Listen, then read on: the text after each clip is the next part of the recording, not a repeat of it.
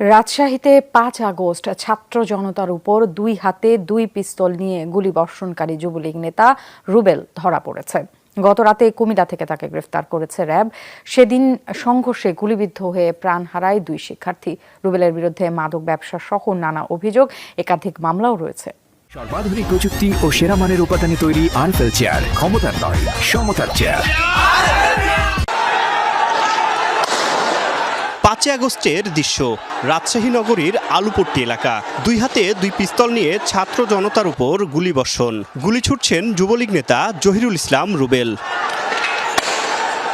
সামাজিক যোগাযোগ মাধ্যমে ছড়িয়ে পড়ে সেই দৃশ্য।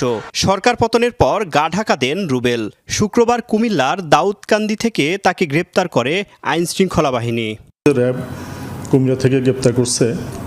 এখন আমাদের কাছে কিন্তু হ্যান্ডওভার করা হয়নি। আমরা ওদের সাথে যোগাযোগ করতেছি র্যাবের সাথে।